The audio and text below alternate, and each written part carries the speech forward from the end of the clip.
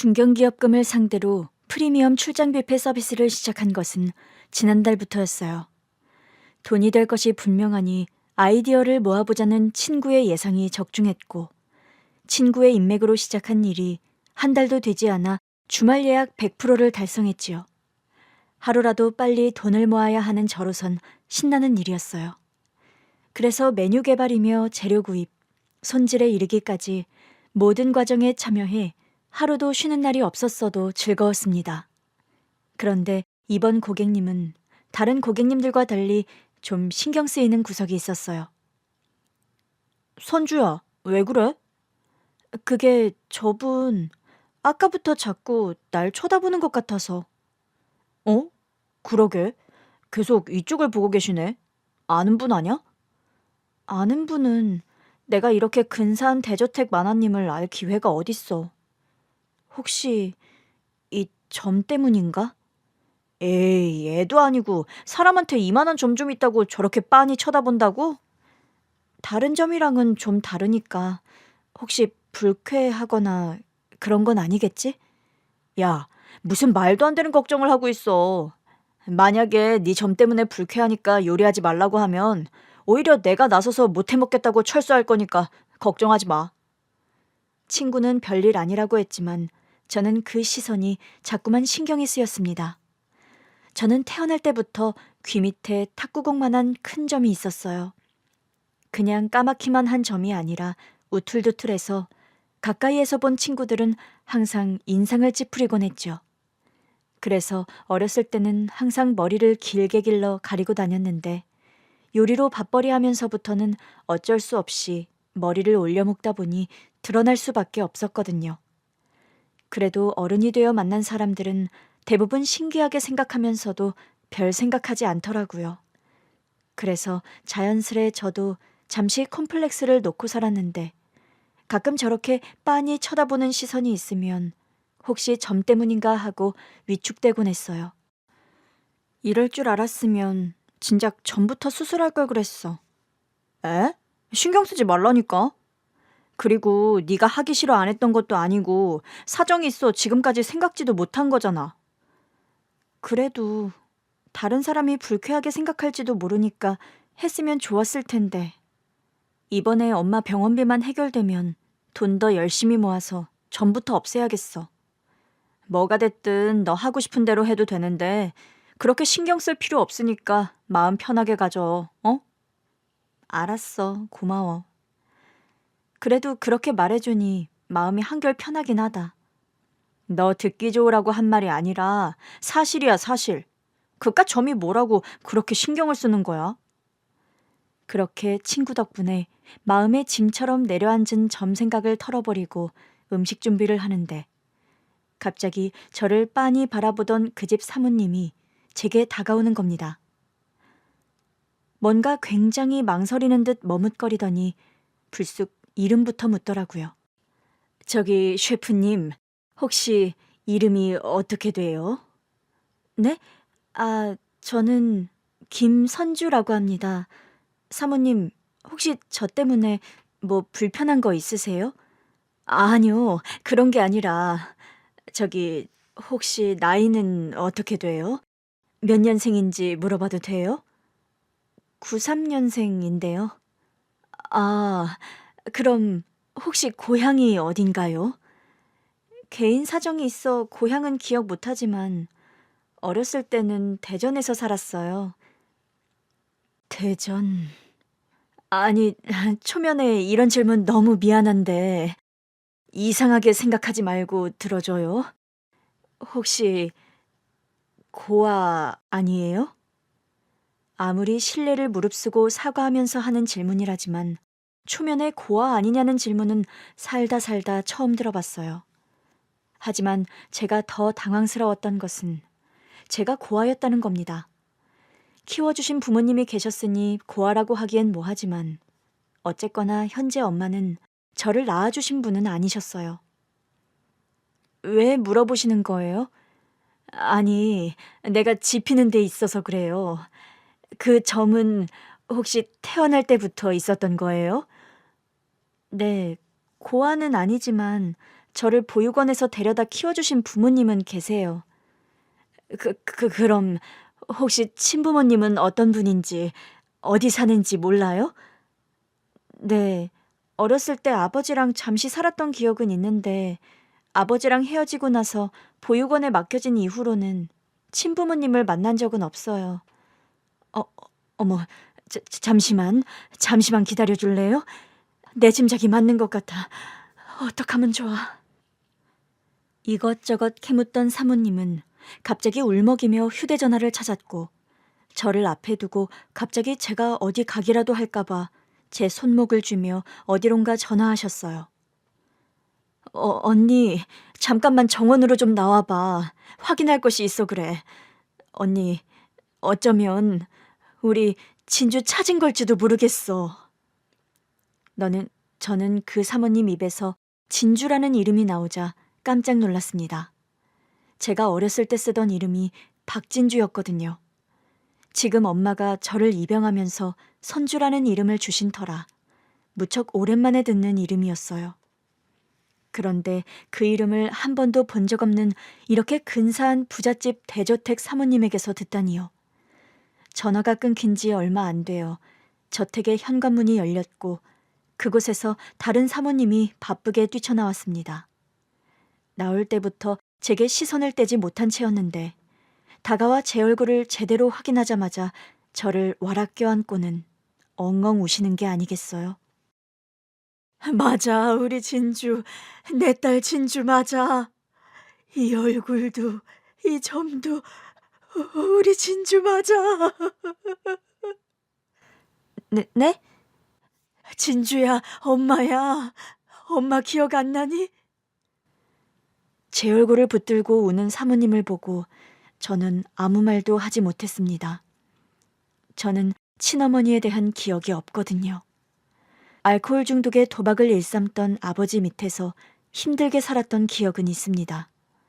아버지는 어린 제게 술을 사오라, 안주를 사오라 자주 심부름을 시켰어요. 그리고 당장 전화기를 붙들고 앉아 여기저기 돈 빌리기에 바빴지요. 여보세요? 나다 상만이. 잘 지내냐? 다름이 아니라 우리 진주가 좀 아파. 병원을 가야 하는데 돈이 없네. 너 돈 좀 줘라. 내 딸 죽게 생겼어. 뭐 임마? 내가 지금 거짓말을 한다는 거냐? 내가 아무리 개망나니 같이 산다고 내 딸을 두고 거짓말을 하겠냐? 주기 싫으면 주지 마 새끼야. 기분 나쁘게 빈정거리고 지랄이야. 여보세요 고모님. 접니다 상만이. 예, 박 숫자 철자 장남 박상만이요. 다름이 아니라 제 딸이 이번에 교통사고가 크게 났지 뭡니까? 수술비가 필요한데 돈이 없어요. 그래서 제가 어렵사리 고모님한테까지 연락을 드렸습니다. 아휴, 면목이 참 없어요. 조금이라도 좋으니 좀 도와주십시오. 십시일반 모이면 제 딸도 벌떡 일어나지 않겠습니까? 그렇게 종일 전화기를 붙들고 혈연이 됐든 그냥 알던 사이든 전화번호만 알면 그저 전화하기 바빴던 것 같아요. 제가 병에 걸렸다, 교통사고가 났다며 지인들에게 돈을 달라고 했지만 그때 저는 텔레비전을 보는 척 구석에 앉아 그 이야기를 다 듣고 있었습니다. 왜 아버지는 거짓말을 할까? 왜 아프지 않은데 내가 아프다고 하는 걸까? 어린 나이에도 거짓말을 하는 아버지가 이상하다고 생각했던 것 같아요. 그렇게 돈이 조금이라도 모이면 아버지는 밤새 나가 돌아오지 않았지요. 그때는 잘 몰랐는데 그게 다 불법적으로 돈을 벌기 위해 나간 것이었어요. 어렸을 때라 그게 뭔지 몰랐는데 나중에 큰 후에야 그게 뭐인지 알았지요. 아빠, 나 머리 아파. 뭐? 아이씨, 돈 줄 테니까 약국 가서 약 사 먹고 누워있어. 아빠, 오늘은 안 가면 안 돼? 야, 내가 안 가면 돈은 누가 벌어와? 아빠 하는 일 방해하지 말라고 했지? 아버지는 제가 아파 시름시름 앓는 날에도 어김없이 집을 비우곤 했습니다. 근데 그때 제가 꽤 아팠을 거예요. 너무 어렸을 때라 정확한 병명까지는 기억이 안 나는데 혼자 앓다가 무슨 생각인지 집 밖으로 나와 돌아다니다 집 앞에서 쓰러진 저를 이웃 아주머니가 보고 신고를 해서 구급차에 실려갔었거든요. 결국 며칠 입원했었어요. 아버님이 하도 퇴원해달라 성하시니 퇴원은 허락하지만 진주 절대 안정이 필요해요. 며칠은 경과를 지켜봐야 하니 절대 혼자 두시면 안 되고요. 예, 알겠습니다. 아버님, 진지하게 들으세요. 이번에 진주 정말 큰일 날 뻔했다고요.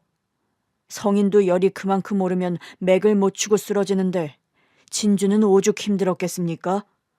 예, 알았다고요. 누가 뭐래도 내가 진주 애비인데 걱정해도 의사 선생보다 제가 더 하지 않겠습니까?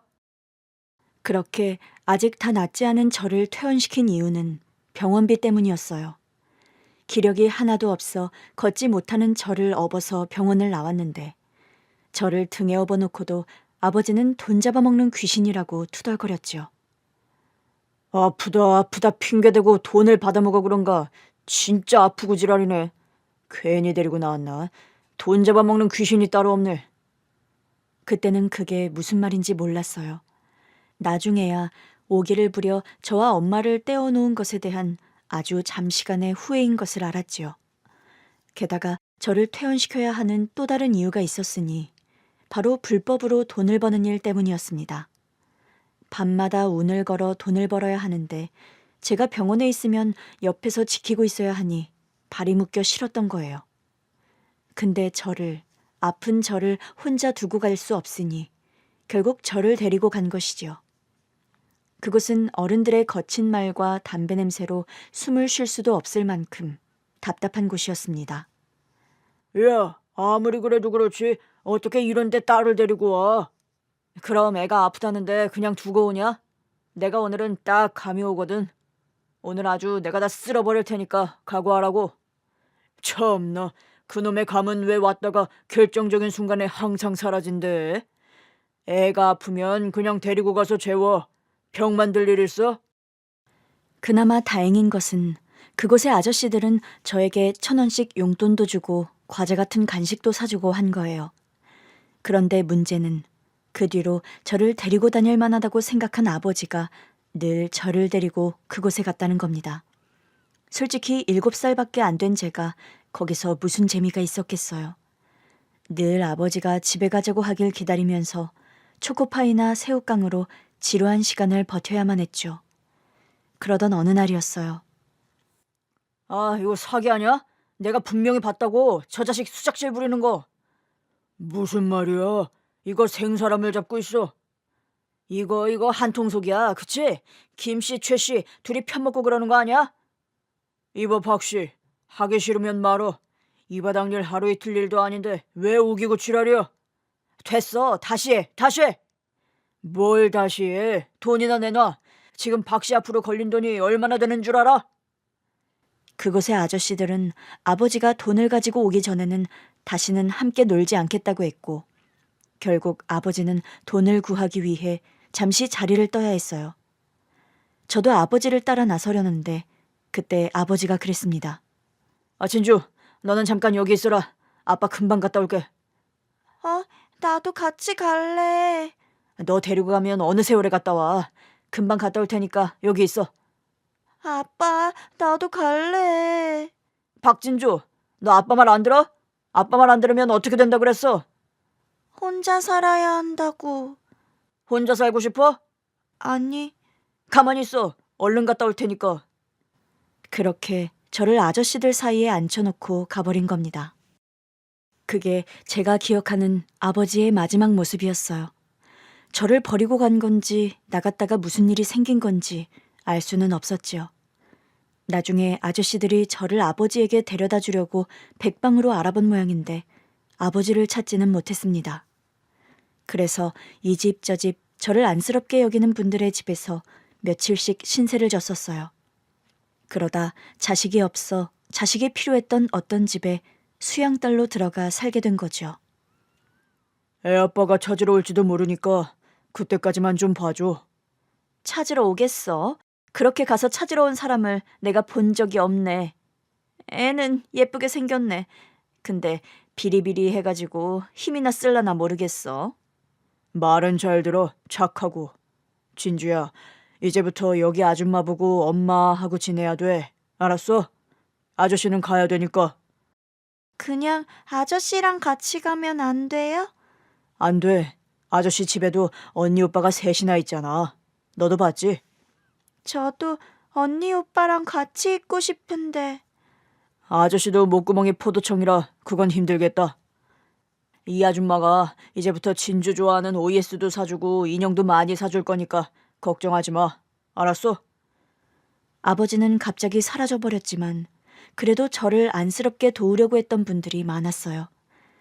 아버지가 오지 않아 슬펐지만 그래도 저를 챙겨주시는 분들 덕에 그 시간을 어렵지 않게 버텼던 기억이 있습니다.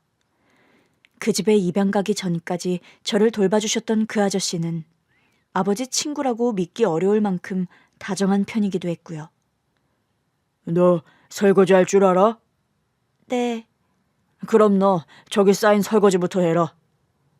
하지만 그 집에서의 기억은 썩 좋지 않았습니다.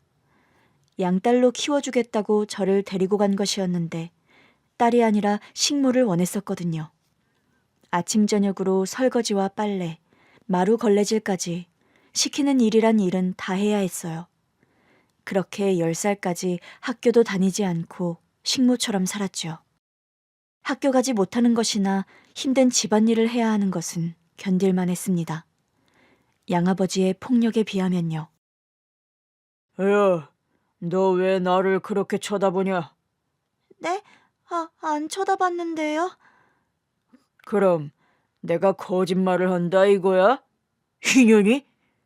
술을 안 마시는 날이면 제게 관심이 전혀 없었는데 술만 마시면 기다렸다는 듯이 제게 손찌검했지요.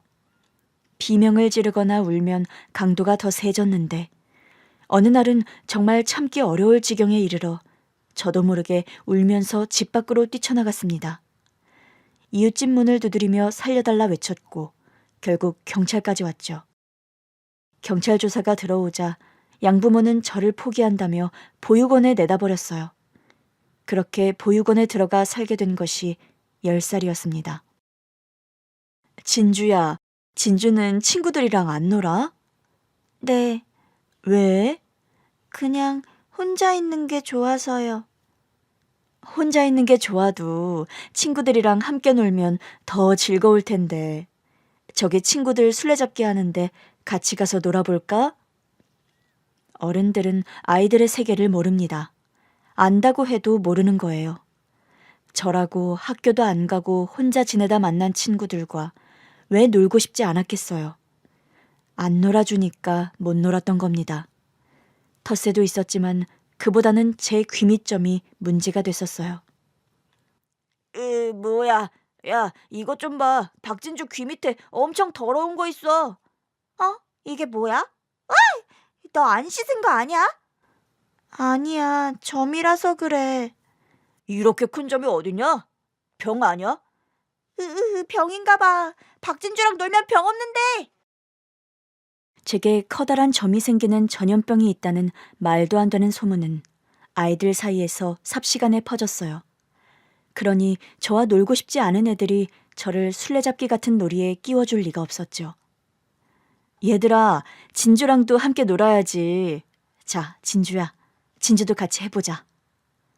또 아이들은 영악했습니다. 선생님이나 봉사자들 앞에선 친한 친구처럼 굴면서 저를 챙기는 척하고는 어른들이 보지 않으면 저를 외면하고 밀어냈어요. 친구들이 놀아주지 않는다.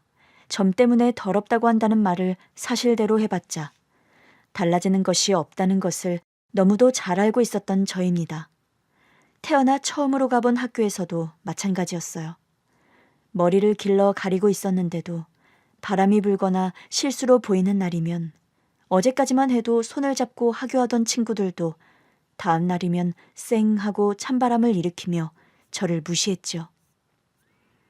그때 제 손을 잡아준 것이 당시 보육원으로 봉사활동하러 온 지금의 엄마였습니다. 안녕, 진주야. 아줌마 기억하지? 네. 진주, 그림 되게 잘 그리더라. 아줌마가 진주 그림 그린 스케치북 좀 봤어. 저보다 잘 그리는 사람 많은데. 다른 사람이 무슨 상관이야. 진주는 진주대로 잘 그리면 되는 거지. 진주가 잘하고 못하고는 다른 사람과 비교할 필요가 없어. 왜요? 다른 사람보다 잘해야 하는 거고, 못하면 못하는 거 아니에요? 그렇게 따지면 1등만 최고인 세상이게? 세상은 그렇지 않아. 2등도 3등도 심지어 꼴등까지도 사랑받아야 하는 세상이지. 아줌마는 진주가 그린 그림이 제일 좋았어. 마음이 되게 따뜻했거든. 별 볼 일 없는 제 그림을 두고 그렇게 이야기해 준 사람은 처음이었습니다. 그래서 처음부터 저는 엄마가 무척 마음에 들었었어요. 부모님은 오랫동안 아이가 없던 부부였고 많은 고민 끝에 저를 입양해 주셨지요. 이제부터 아줌마를 엄마, 아저씨를 아빠라고 불러줄래? 실은 아줌마랑 아저씨가 아이가 없어서 아이는 어떻게 사랑해줘야 하는지 잘 몰라. 그래서 실수가 있을 수 있고 진주 마음을 상하게 하는 일이 생길지도 모르는데 그럴 땐 진주 마음이 이래서 아팠다 하고 솔직하게 말해줘. 그러면 아줌마랑 아저씨도 그 점을 고칠게. 그러면서 엄마가 제게 처음으로 선물해 주신 것은 이름이었습니다. 앞으로는 새로운 이름으로 좋은 기억만 지니고 살라며 선주라는 이름을 주셨지요. 그 뒤로는 따뜻한 기억뿐이에요. 비록 형편이 썩 좋은 집은 아니었지만 부모님과 살면서 불행하다거나 왜 나를 입양해 왔느냐고 원망했던 적은 한 번도 없었지요. 짜잔! 우리 손주 15번째 생일을 축하해. 이게 뭐야? 물감이랑 붓? 우리 손주 더 멋진 그림 그리라고 엄마 아빠가 준비했지. 이거 다 비싼 거잖아. 아무리 비싸도 우리 딸 꿈을 위해서라면 이 정도는 투자할 수 있어. 나 이렇게 비싼 물감이랑 붓은 필요 없단 말이야. 이 돈이면 아빠 겨울 패딩이나 한 벌 사지. 선주야, 아빠 패딩 있어. 네가 왜 그런 걱정을 해? 선주 그림 그리는 거 좋아하잖아. 아빠가 비싼 미술학원 보내줄 능력은 못 돼도 선주가 마음껏 그림 그릴 수 있는 종이나 물감 정도는 사줄 수 있어. 넉넉지 않은 형편에도 어떻게든 지 하고 싶은 건 다 해주려고 하셨어요.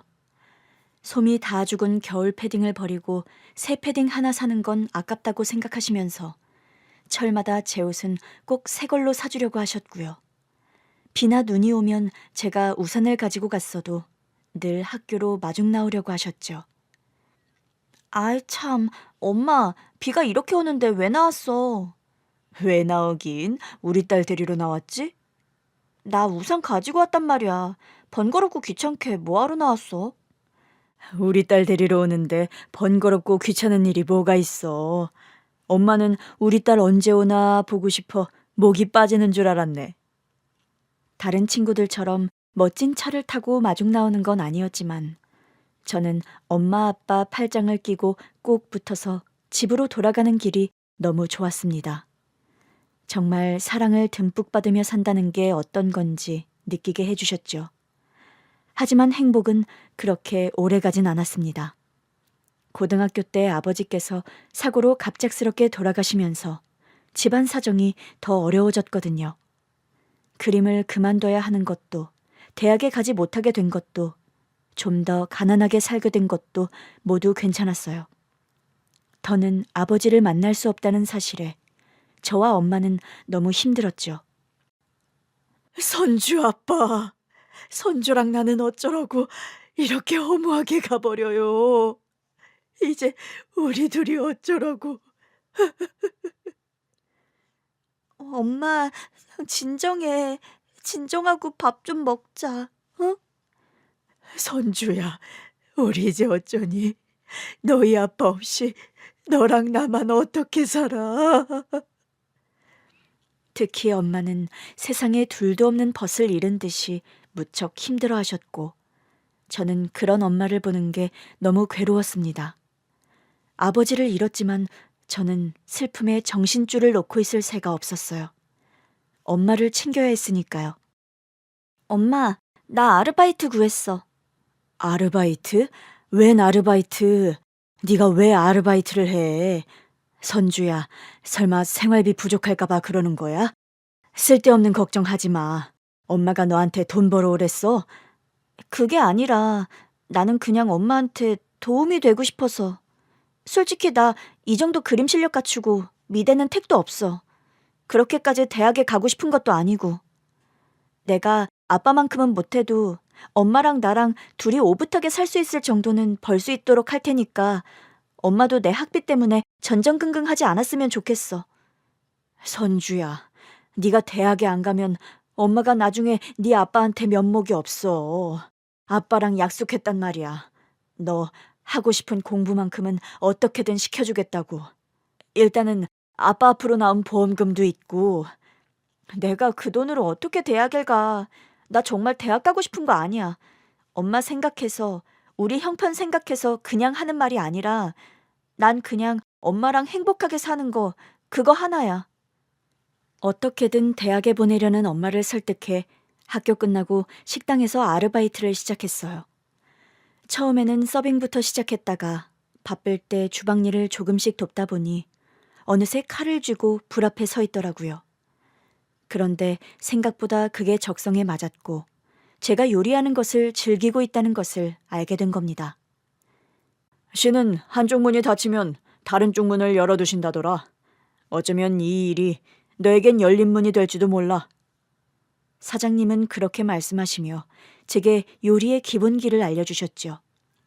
그렇게 고등학교를 졸업하자마자 저는 조리사 자격증부터 따기 시작했어요. 돈을 벌면 그 돈으로 학원에 등록하고 저녁에는 일을 다니면서 한식, 중식, 양식, 일식을 다 땄지요. 엄마, 나 합격이래. 드디어 일식조리 기능사까지 땄어. 장하다 우리 딸. 기어이 일식까지 다 딴 거야? 내 가장 소박한 꿈 중에 하나였잖아. 요리 자격증 4개 따기. 선주야, 그러면 내년에 요리로 대학 가는 거 어때? 자격증이 있어도 대학에서 배울 수 있는 게 또 있을 텐데. 엄마, 나는 지금 대학 다니는 것보다 훨씬 좋아. 일도 하고 공부도 해서 이렇게 성과 만들어내는 거. 적성에도 맞고 무엇보다도 너무 즐거운 거 있지? 그리고 내 꿈은 대학 가는 게 아니야. 그럼 나 혼자서도 충분히 감당할 수 있는 작고 소박한 나만의 식당 갖는 거. 내 요리를 먹으러 온 사람들이 행복해하는 얼굴을 가까이에서 볼 수 있을 만큼 작은 식당. 그럼 엄마도 도울게. 우리 딸 식당에서 엄마는 메뉴 주문 받고 서빙도 하고 그래야겠다. 나 엄마 고생시키려고 식당 하려는 거 아니야. 엄마는 아무것도 안 해도 돼. 내가 식당에서 돈 많이 벌어 엄마 호강시켜줄 테니까. 그렇게 이제 제 식당 오픈을 목표로 두고 열심히 달리던 어느 날이었어요. 엄마가 일하다 쓰러져 병원에 실려가셨는데 검진 결과 심장에 문제가 있어 수술이 필요하다는 것이었죠. 마른 하늘의 날벼락 같은 일이라 경황이 없었습니다. 그렇게 건강했던 사람이 하루아침에 기력 없이 누워있는 모습을 보는 게 너무 힘들기도 했고요. 하지만 문제는 당장 엄마 수술비였어요. 아빠 앞으로 나온 보험금이며 가지고 있던 얼마 안 되는 재산은 전세금으로 들어가 당장 융통할 수 있는 돈이 없었거든요. 저도 생활비 보탠다 공부한답시고 벌었어도 쓸 수 있는 돈이 없었고요. 그러던 차에 친구의 제안으로 시작한 게 바로 출장 뷔페였던 거예요. 그 출장 뷔페를 한 지 얼마 안 돼 제 친어머니를 찾게 된 것이었고요. 왜 그렇게 고생을 하고 살았어? 어떻게 그렇게 살았어? 제 친어머니라고 하는 사모님은 제 얼굴을 연신 쓰다듬으며 눈물을 흘렸습니다. 저 그래도 행복하게 살았어요. 말씀드렸다시피 아낌없이 사랑을 주셨고 고생스러웠어도 불행한 건 아니었어요. 지금 너를 키워주신 어머니는 그렇다 치지만 나는 도저히 용서가 안 된다, 네 아버진. 널 그 끔찍한 곳에 두고 가다니. 그 뒤로 정말 만난 적이 없어? 없어요. 찾으려 해본 적도 없고 실은 만나고 싶은 생각도 없어요. 그래, 만날 필요 없다. 그 빌어먹을 벌레 같은 사람은 부모 자격도 없어. 사모님은 불같이 화를 내며 친아버지를 향해 거침없이 욕을 했지요. 그러면서 일하던 중인 제 손을 잡아 끌고 저택 안으로 들어가려고 했습니다.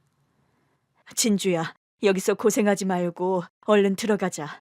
네가 이런 걸 왜 해? 네? 하지만 이건 제 일인데요. 그리고 언니, 일단은 하던 일은 하게 해야지. 아직 확실하지도 않고 갑작스레 엄마라고 한들 지금 얼마나 경황이 없고 당황스럽겠어. 확실치 않다니. 확실해. 나 엄마야. 내가 내 자식도 못 알아볼까 봐? 진주라는 이름도 기억하고 있고 이 점도 분명히 내 딸에게 있었던 점이야. 그리고 인정하고 싶지 않지만 지 아빠 닮은 구석까지 있는데 어떻게 내 딸이 아니야? 알았으니까 일단 진정하고 오늘 행사부터 마무리한 뒤에 다시 이야기하자. 그렇게 해요, 응? 네, 그렇게 할게요.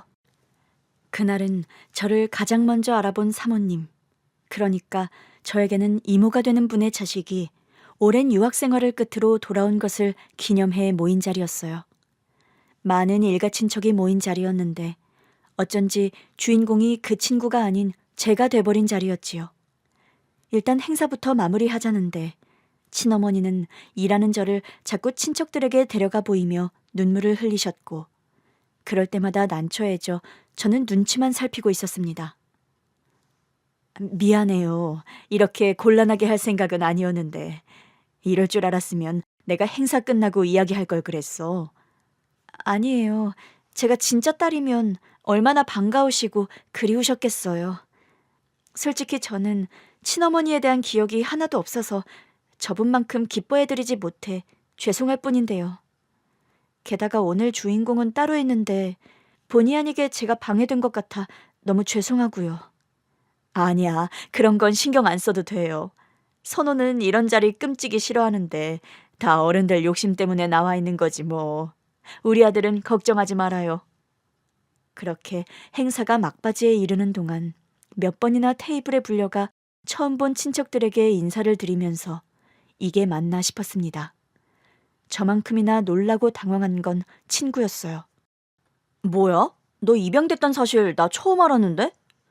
그런 이야기를 뭐하러 떠벌리고 다녔겠어. 하긴 뭐 굳이 할 이야기도 아니긴 하다. 그런데 사실이야? 저분이 네 친엄마라는 거? 아직 모르겠어. 저분은 확신을 가지고 말씀하시긴 하는데 나는 너무 갑작스러운 일이라 모든 게 다 거짓말 같고 그래. 잘 됐으면 좋겠다. 응? 선주 너 그동안 고생 많이 했잖아. 입양까지는 몰랐지만 그거 아니어도 아버지 돌아가시고 얼마나 힘들게 여기까지 왔어. 거기다 어머니까지 그렇게 되셔서 마음 너무 안 좋았는데 친어머니가 이렇게 잘 사시는 분이면 도움받을 수 있을 거 아니야. 사실 그런 마음이 있었던 것도 사실이에요. 그게 당연한 게 아닌데 만약 저분이 내 친어머니라면 엄마 수술비 정도는 부탁해 볼 수 있지 않을까? 그런 생각부터 들더라고요. 그렇게 행사가 모두 끝난 후에야 다시 만나 차분히 지난 이야기를 할 수 있었습니다. 내가 어려서 너무 철이 없었어. 박상만 그 남자가 내 첫사랑이자 마지막 사랑인 줄 알았거든. 그렇게 시작된 친어머니의 이야기가 시작되었지요. 친어머니가 아버지를 처음 만난 것은 롤러장이었다고 합니다.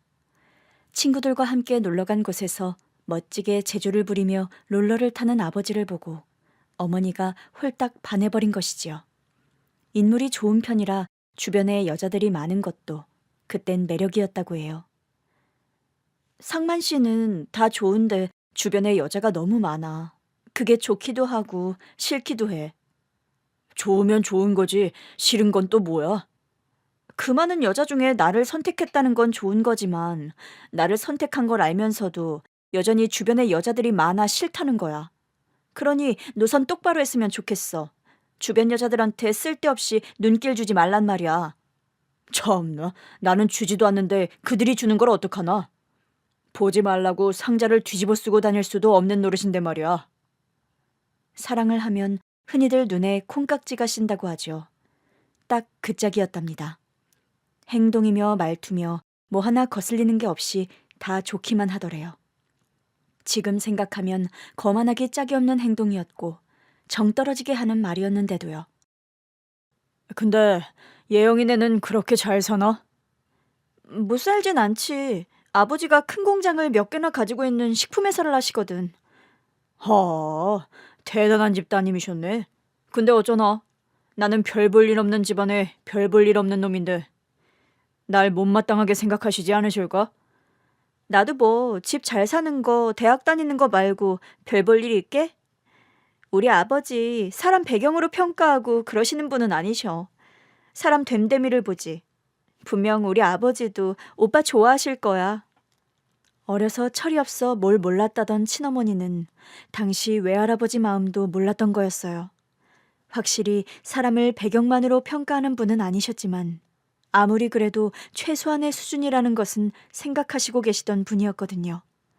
결정적으로 아버지께서 외할아버지가 생각하는 됨됨이에도 못 미치는 분이었다는 문제도 있었지만요. 너 내일부터 외출금지다. 어디 만날 사람이 없어 저런 날라리나 만나고 다녀? 아버지가 뭘 한다고 그래요? 아버지가 상만 오빠를 만나면 얼마나 만났다고요? 두 번, 세 번 만날 필요도 없는 놈이야. 만나자마자 돈 욕심이나 보이는 놈이 정신이 제대로 박힌 놈이냐?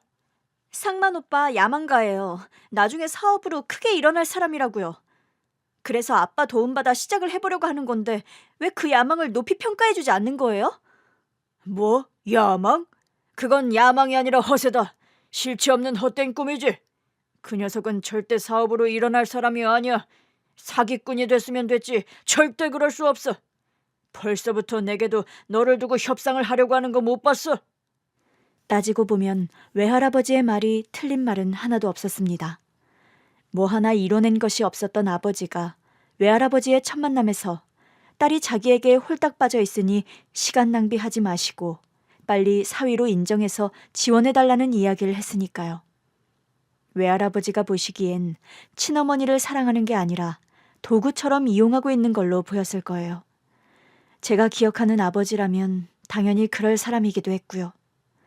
하지만 사랑에 빠진 엄마는 그것을 인정하지 못했고 기어이 사고를 치고 만 겁니다. 임신? 지금 뭐라고 했어? 임신이라고 한 거야? 이제 돌이킬 수 없어요, 아버지. 저 상만 오빠랑 결혼해서 이 아이 낳아 키울 거예요. 절대 안 돼. 애는 당장 지워라. 그리고 정혜영, 너 미국으로 가라. 그딴 쓰레기 같은 새끼 만나 그러고 살 거면 당장 미국으로 들어가. 다신 들어오지 마. 꼴도 보기 싫으니. 내 인생이에요. 왜 아버지는 상만 오빠 단점만 보려 하시는 거예요? 장점도 있는 사람이에요. 자꾸 단점만 보려 하시니 단점만 보이시는 거라고요. 친어머니는 가족과 끈질긴 싸움을 했고 결국 자식 이기는 부모 없다는 말처럼 기어이 이기고 만 겁니다. 하지만 외할아버지도 그렇게 순순히 받아들여 주시진 않았다고 해요. 내 밑으로 들어와 밑바닥부터 일을 배워라. 애영이 말대로 네가 됨됨이가 된 사람이라면 네 그릇이 얼마나 넓고 깊은지 내게 증명해야 할 거다. 모든 건 그 이후부터다. 결혼도 혼인신고도 너를 내 가족으로 인정하는 것도 말이야. 외할아버지는 마음 단단히 먹었다는 듯 그렇게 으름장을 놓았고 친어머니는 이제 모든 것이 해결된 듯이 기뻤다고 합니다. 콩깍지가 씬 어머니는 그 기회가 아버지의 진가를 보여줄 수 있는 절호의 찬스라고 생각한 거죠. 하지만 그건 어디까지나 어머니의 착각이었을 뿐이었어요. 아버지는 외할아버지의 회사에서 번번이 실수하고 심지어 그 실수를 인정하지 않는 태도 때문에 직원들의 미움을 샀거든요. 어이씨, 진짜 내가 언제까지 일을 해야 해? 오빠 왜? 일이 힘들어? 야, 명색이 내가 이 집 장녀랑 결혼해 첫 번째 사위가 될 사람인데 밑바닥에 있는 애들이랑 나란히 서서 일을 해야 한다는 게 말이 돼? 아버님 해도 너무한 거 아니야? 계속 그 일을 시키려는 게 아니라 아버지 딴에는 일종의 시험을 보려 하시는 거니까 조금만 더 참아보자, 응? 아 몰라, 네가 좀 말 좀 해봐. 진짜 열받아 못 해먹겠네. 당장이라도 무슨 일이 터질 것 같은 시한폭탄처럼 굴면서 회사를 다니는 바람에 평가도 썩 좋지 못했다고 해요. 그러다 보니 친어머니는 불안이 커졌고 그 와중에 저를 출산하게 된 것이죠. 그쯤 되니 외할아버지께서도 슬슬 설득을 하시더랍니다. 애용아, 우리 집에서 네가 낳은 애 하나 키우는 거 일도 아니다. 너도 슬슬 느끼고 있지 않아? 박상만 저거 인간되게 글렀다. 어떻게 하면 사람이나 부리며 편하게 살까 그궁리만 하는 아주 인간 쓰레기 같은 놈이야. 애초에 너를 아꼈으면 겨우 대학에 들어간 너를 임신시키는 일도 없었을 거다. 하지만 정신 차려라. 진주 데리고 미국에 있는 고모한테 가 있어. 그리고 내가 나오라고 할 때까지 아이 키우면서 지내라. 슬슬 콩깍지가 벗겨지고 있는 와중이었지만 그래도 친어머니는 제 아버지가 인정받기를 원했어요. 저를 아버지 없는 자식으로 키우고 싶지 않았고 자기 인생에서 가장 큰 선택이 실패로 남는 것도 싫었으니까요. 그래서 아버지를 설득하는 일이 많았는데 아버지한테는 그게 설득이 아니라 잔소리가 되어 온 겁니다.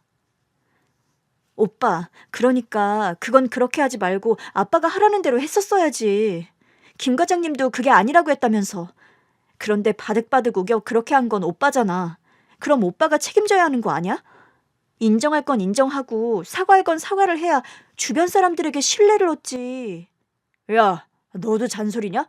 그만 좀 해. 이미 그런 이야기는 지긋지긋하게 들었으니까. 너도 좀 질리는 구석이 있는 거 알아? 뭐 질려? 오빠, 나는 지금 오빠 생각해서 하는 말이잖아. 오빠가 우리 아버지한테 인정을 받아야 우리 가족이 안정적인 삶을 살지. 대체 언제까지 니네 아버지 시다발이나 하고 살아야 되는데. 뭐 시다발이? 오빠, 우리 아버지가 언제 오빠 시다발이를 시켰어? 그럼 지금 내가 하는 일이 시다발이지 뭔데? 야, 나는 너랑 결혼하면 기깔나게 좋은 차에 기사 끌고 다니면서 목에 힘 좀 주고 다닐 줄 알았어. 근데 이게 뭐냐? 선생도 아니고 너네 아버지는 왜 맨날 불러다 지긋지긋한 잔소리나 하는 건데. 아이씨, 진짜 더러워서 못 해먹겠네. 더러워서 못 해먹어? 오빠, 진짜 안 되겠다. 내가 오빠 편 들어주는 것도 이제 한계가 있어. 지금쯤이면 100%는 아니어도 30%는 인정받아야 하는 거 아니야? 근데 지금 뭐야? 오빠 아버지뿐만 아니라 공장 사람들 누구에게도 인정받지 못하고 있잖아. 이래서 어떻게 우리 가족을 책임질 가장이 되겠다는 거야? 야, 됐어. 안 해. 너네 아버지 사위도 안 하고 네 남편도 안 하고 네 자식 아빠도 안 할 테니까 걱정하지 마. 안 하면 그럼 뭐 헤어지기라도 하자는 거야? 그래, 쪽내 시발. 있는 것들이 더하다더니 꼴값은. 그렇게 친어머니에게는 평생 상처와 충격으로 남게 된 그날 밤의 대화로 저의 친부모님의 관계는 완전히 끝나버린 거예요. 그러나 문제는 그게 끝이 아니었답니다. 모든 걸 다 포기하고 지겨워 못 버티겠다는 듯이 나간다던 아버지가 태도를 바꾼 거예요. 위자료? 지금 나한테 위자료 달라 그랬어? 내가 왜? 야, 당연한 거 아니야? 내가 여기서 굴러먹은 시간이 아니면 지금쯤 밖에서 사업으로 뭐라도 성공했어도 됐을 텐데 다 네가 내 발목 붙잡고 있는 통에 시간 낭비만 한 꼴이 됐잖아. 그러니 그 시간에 대한 보상, 내 성공에 대한 최소한의 보상은 해줘야 하는 거 아니냐? 기가 막혀서. 오빠가 되긴 뭐가 돼. 나 만나기 전까지도 뭐 하나 이룬 게 없었는데 갑자기 그 사이에 뭐가 됐을 거라고? 웃기지 마. 나도 물론이고 우리 아버지도 오빠한테 줄 돈 없어. 애영아, 우리 좋은 시절 있었잖아. 그 시절 생각해서 좋게 끝내자. 괜히 쓸데없이 내 자존심의 성질 건드려봤자 너한테 좋을 거 하나도 없어. 일부러 오빠 자존심, 성질 건드리려는 거 아니잖아. 내 말이 틀렸어? 오히려 오빠가 나한테 위자료를 줘야지. 어떻게 나한테 위자료를 달래?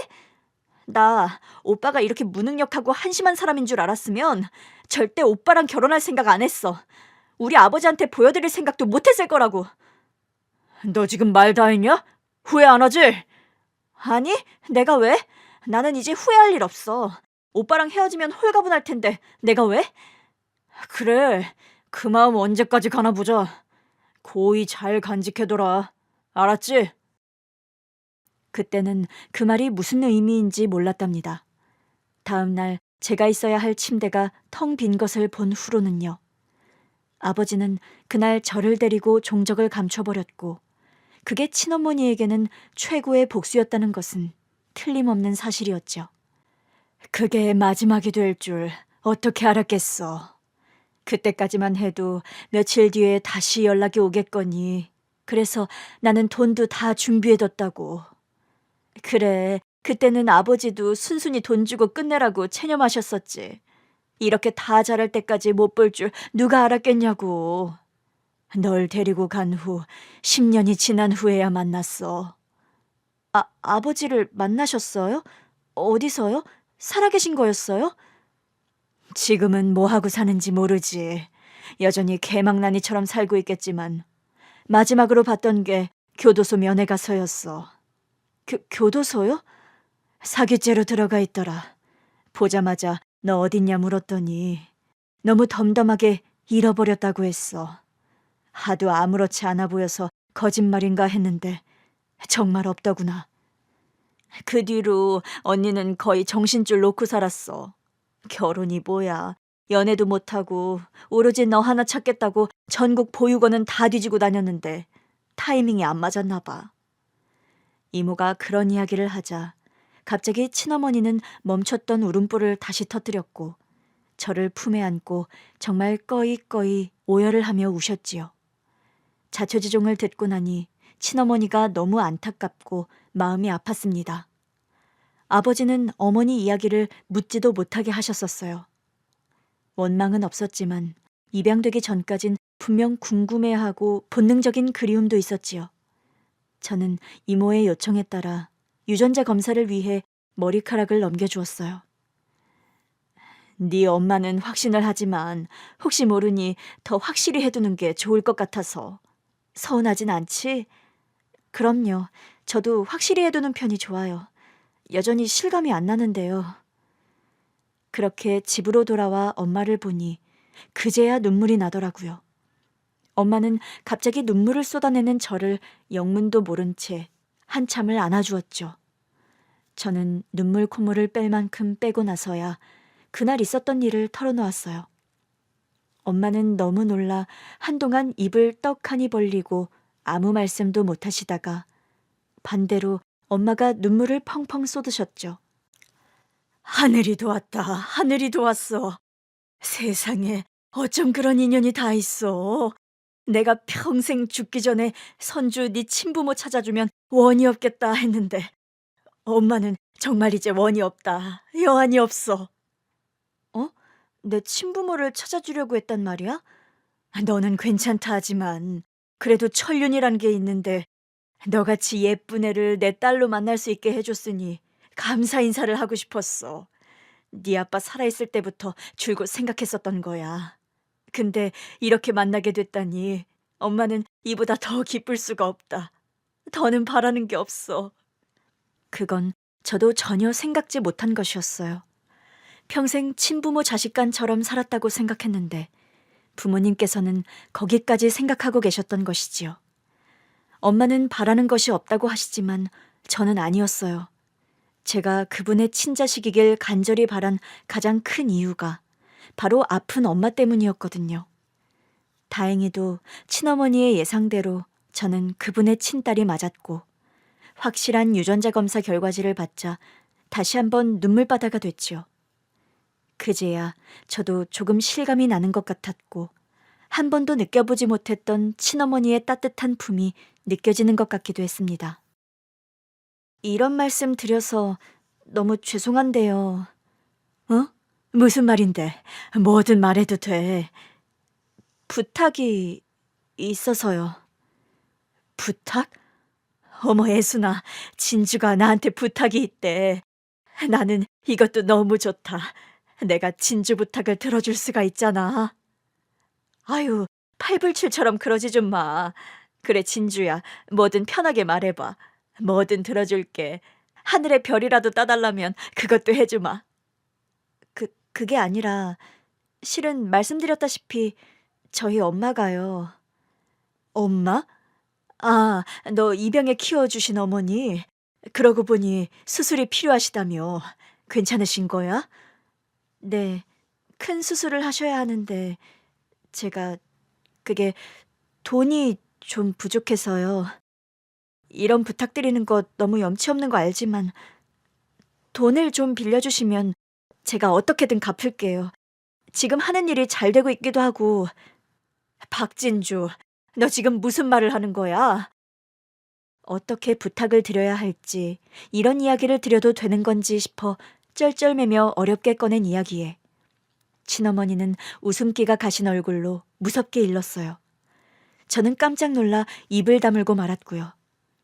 그런데 친어머니가 하는 말에 저는 그만 눈물을 펑펑 쏟고 말았지요.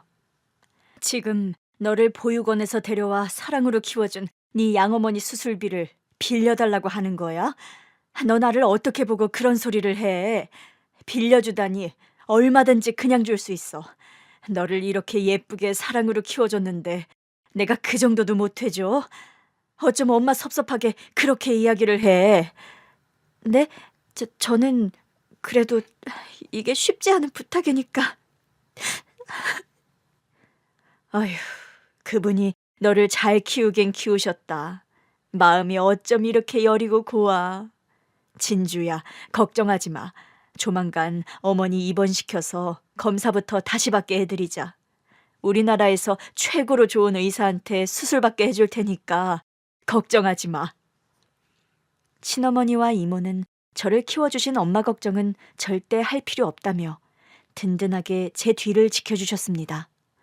그렇게 엄마는 빠르게 입원해 수술을 위한 모든 검사를 마치고 가장 실력 있는 의사로부터 수술을 받을 수 있었어요. 거기다 회복 기간 내내 VIP 병실을 쓸 수 있도록 배려도 해주셨고요. 제가 말년에 선주, 아니 진주 덕분에 아주 호강합니다. 감사합니다. 진주처럼 예쁘고 고운 아이 낳아주셔서 제가 너무 행복했습니다. 무슨 말씀이세요? 제가 지키지 못한 아이 이렇게 예쁘고 건강하게 키워주셔서 저야말로 정말 감사할 따름입니다. 큰일 하신 거예요. 이번엔 저를 낳아주신 분과 키워주신 분이 서로를 얼싸안고 눈물을 나누었고 어쩐지 저는 그 모습을 보며 세상을 다 가진 기분이 들었어요. 죽어도 여한이 없다는 말 실감해 본 적 있으신가요? 저는 그 순간 딱 그런 생각이 들었습니다. 그 이상 뭔가를 바라면 그건 정말 양심 없는 사람이겠다 싶을 정도로 완벽한 순간이었거든요. 그런데 친어머니가 슬쩍 제게 다른 제안을 하시더라고요. 갑작스러운 말이지만 그때 보니까 말이야, 진주 네 음식 솜씨가 꽤 좋던데 정말 식당에서 학원에서만 배운 솜씨야? 네? 아, 그렇게 말씀해 주시니 너무 감사해요. 엄마는 네가 유학을 갔으면 싶은데. 네? 유학이요? 그 정도 실력이면 외국에서 공부해 더 실력 키울 수 있을 거야. 유럽에 있는 유명 조리학교에 입학하는 게 어떻겠니? 엄마가 같이 가줄게. 네? 저는 그것은 분명 저에게 엄청난 기회였어요. 그동안은 형편 때문에 상상도 할 수 없었던 학교를 돈 걱정 없이 다닐 수 있는 기회였으니까요. 하지만 그렇다고 쉽게 결정할 수 있는 문제는 아니었습니다. 제가 유학을 가버리면 결국 엄마는 혼자가 되는 것이니까요. 게다가 친어머니와 함께 유학길을 간다는 것이 그동안 저를 키워주신 엄마를 외면하고 가는 것 같아 선뜻 내키지가 않았어요.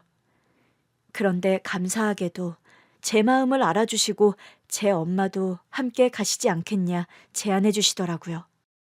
유럽이요? 제가요? 아유, 저는 힘들어서 안 돼요. 왜 엄마, 같이 가서 지내면 힘들지도 않을 텐데. 엄마는 비행기 타고 오래 가본 적도 없고. 너도 알잖아. 엄마 폐소공포증 있는 거. 비행기 탈 생각만 해도 속이 울렁거리고 식은땀이 나는 게 힘들어. 나는 엄마가 같이 갔으면 좋겠는데. 선주, 아니 진주야. 엄마는 한국에서 우리 진주 무사히 돌아오기를 기다리고 있을게. 그러니 엄마 걱정은 하지 말고 너 배우고 싶은 거 마음껏 배우면서 날개 펼치고 와. 엄마는 그러면 더는 바라는 게 없어. 아니, 요즘엔 이게 꿈인가 생시인가 싶을 정도로 행복한 일밖에 없어서 너무 좋다. 그러니 엄마가 못 따라준 날개 달고 더 넓은 세계 배우고 와. 그날 엄마는 울면서 제 손을 꼭 잡고 간곡히 부탁하셨습니다. 하지만 엄마가 아무리 그렇게 말씀하셔도 마음이 놓이지 않아 결정을 못하고 있는데 어느 날 친어머니께서 저를 데리고 어딘가로 데려가 주셨어요. 조경이 잘 되어 있고 깔끔한 신축 아파트였습니다. 엄마, 여기서 모실까 해. 저희 엄마를요? 엄마가 안전하고 건강하게 잘 계셔야 진준이가 유학 갈 결심이 설 것 같아서. 어때? 이만하면 엄마 가끔 나와서 산책도 하시고 마트도 가까우니 편하게 잘 계실 것 같은데. 정말, 정말 좋아요. 한 번도 이런 곳에서 사신 적이 없어서 엄마도 정말 좋아하실 것 같아요. 그래. 그러니까 키워주신 엄마 걱정은 하지 마. 평생 병원 걱정, 생계 걱정 하지 않을 수 있도록 이 엄마가 책임질게. 응? 저는 그제야 비로소 유학길에 오를 수 있었습니다. 그렇게 지금은 유럽에서 상상도 못 해본 삶을 살고 있어요. 엄마 병원비 걱정을 하며 출장 뷔페 사업에 나섰다가 잃어버린 친어머니를 찾아 180도 다른 인생을 살게 된 거예요. 친어머니와는 그동안 함께하지 못했던 시간을 실컷 보내고 있고 한국에 있는 엄마와는 매일 통화하고 있습니다. 정말이지 하루하루가 너무 행복해 미칠 것 같아요. 하지만 저는 제가 무엇을 해야 하는지도 잘 알고 있어요. 제게 온 이 거대한 행복은 저만을 위한 것이 아니거든요. 저는 앞으로 이 복을 다른 사람들에게 어떻게 나눌 수 있는지 고민을 해보려고 해요. 행복은 돌고 도는 거잖아요. 식당을 운영하며 한 달에 한 번씩 보육원이나 노인복지시설 음식 봉사활동을 하는 것도 생각 중이고 아니면 무료 급식소 같은 것도 생각 중이에요. 무엇이 됐든 제가 받은 지금과 같은 사랑을 많은 사람에게 돌려줄 수 있는 방법을 찾을 생각입니다. 지금까지 제 이야기 들어주셔서 감사드립니다. 여러분께서도 저처럼 꼭 행복하시길, 행복을 찾으시길 바랍니다.